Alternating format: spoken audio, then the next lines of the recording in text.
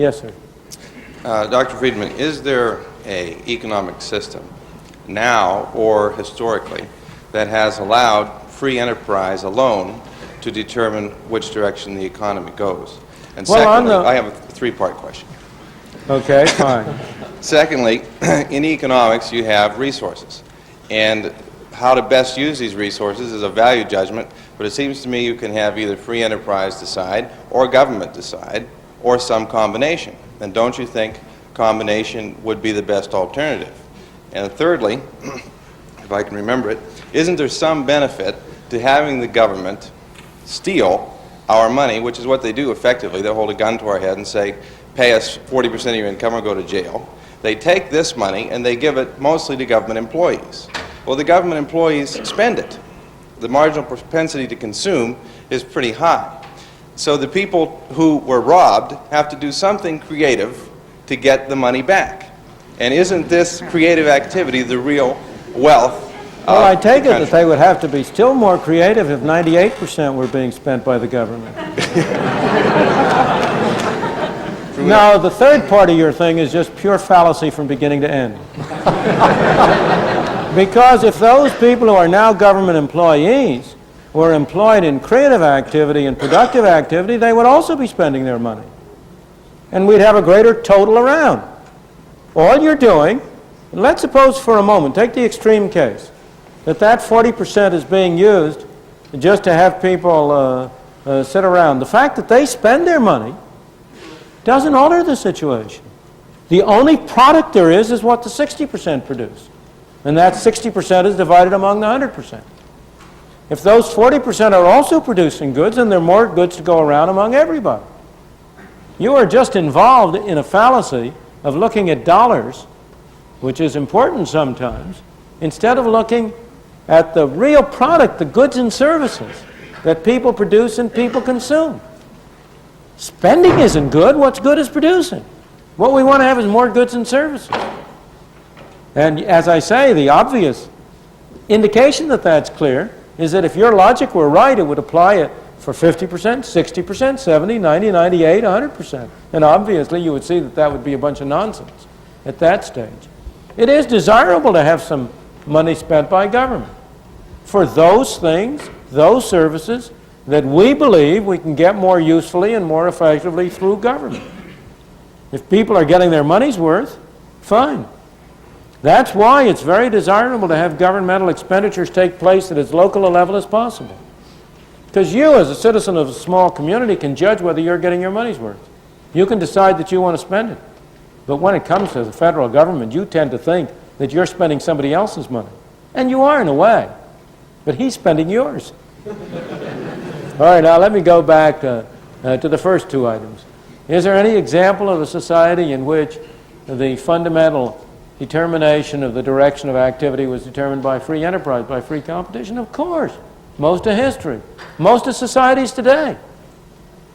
The government does have 40% of our income that it spends, but it wastes half of it. So that as a matter of effective matter, 80% of our resources are being determined by free enterprise now.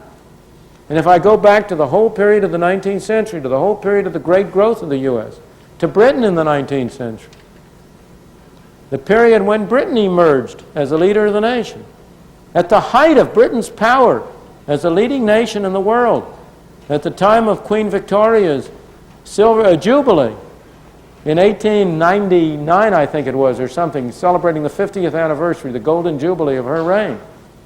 When Britain ruled the waves and had an empire on which the sun never set, total government spending in Britain was 10% of the national income. So, of course, there have been many examples over time at which free enterprise has dominated and predominantly been the major source of determination. Today, it's true in Hong Kong and Taiwan, in many countries around the world. All right, now your second question is, does not the allocation of resources involve value judgments, and isn't it better to have that values judgment shared by government and the people? Who is government? What's government? Is that something other than you and me? Is that something than us operating through a different mechanism? Who can make value judgments? Only people. Resources don't make value judgments. Governments don't make value judgments. People make value judgments. And the question is, what is the most effective way in which we as people can jointly, cooperatively, express our values? No, we express some of them individually in the family at home, separately, people, you and I alone. We express some of them by doing things for ourselves. We express some of them through voluntary groups, Boy Scouts, churches, charitable organizations. We express some of them through cooperation on a broader scale on a free market, through business enterprises that serve as intermediaries between people selling their productive services, producing products and selling the product. We express some of our values through doing things through government. And there's nothing wrong with doing that, provided we keep in control and don't let the government become the master instead of the servant. And the real problem is, in my opinion, that as we move from the local community to the state, from the state to the federal government, it becomes increasingly difficult for us to control the mechanism we have established. And that mechanism tends to control us. That was the great wisdom of the founding fathers of this country, of the people who wrote the Constitution. That Constitution was designed to limit government's powers in order to preserve the freedom of the individuals. And what has happened in the past 50 years is that the fundamental character of the Constitution has really been changed. We have broadened enormously the conception of what is a governmental power and what is not, and have departed from that limited government until we have created a Frankenstein, an unlimited government that threatens to destroy us.